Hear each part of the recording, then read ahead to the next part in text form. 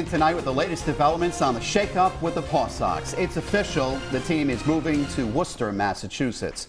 Good evening. I'm McCoy. And I'm Shannon Heggie. Only Eyewitness News cameras were there as PawSox brass delivered a letter to Pawtucket City Hall ahead of this afternoon's announcement, outlining their decision and the concerns they had about staying in Pawtucket, including the fact that Pawtucket had not yet acquired the Apex site where the stadium would have been built. Now, that big announcement in Worcester getting a lot of reaction from fans and local and state lawmakers. For fans, there's still plenty of time to catch a game. The PawSox will remain in Pawtucket through the 2020 season before moving to their new stadium in Worcester. And all day long, we've had team coverage of this announcement. The PawSox had a game tonight at McCoy Stadium. Eyewitness News reporter Sheeta Lusciuto is there talking to fans to get their take on the move. But first, Steph Machado is live in studio now with more details on that deal. Steph?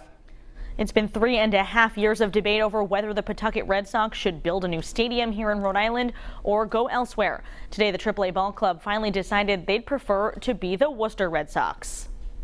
Larry, you're a tough fish to catch, but we got you, and we're really happy about that. Yeah. Massachusetts state and local officials celebrating in Worcester as the Pawtucket Red Sox announced they will move to that city and build a new stadium, rejecting a plan to build a new stadium in downtown Pawtucket. PawSox chairman Larry Lucchino giving this explanation to the crowd in Worcester. If my mother were still alive, this is the advice she would give me.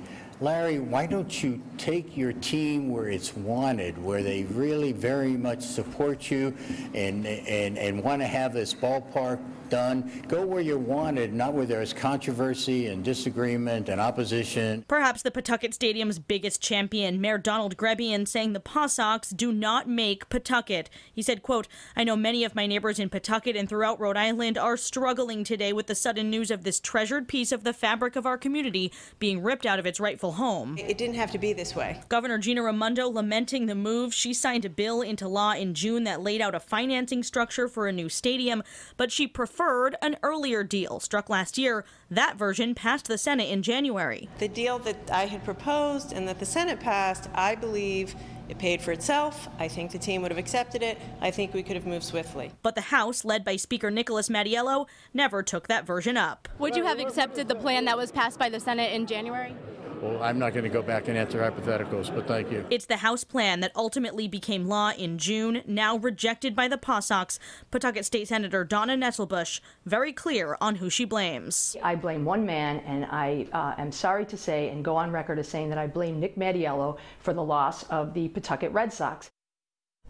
And Speaker Mattiello declined an interview with us today, but sent us a statement that said in part the state's proposal contained strong protections for the taxpayers and shifted the risk to investors. It is disheartening the PawSox did not show the same loyalty to the city of Pawtucket and the state of Rhode Island as the taxpayers and fans have shown to them for many decades. Mayor Grebian also declined an interview today, but said he plans to speak to us more on Monday. The governor tonight said the focus should be on finding another use for McCoy Stadium and helping Pawtucket with its future economic development. But she left the door propped open, saying if Worcester doesn't work out, she would take the PawSox back. I'm Steph Machado, Eyewitness News.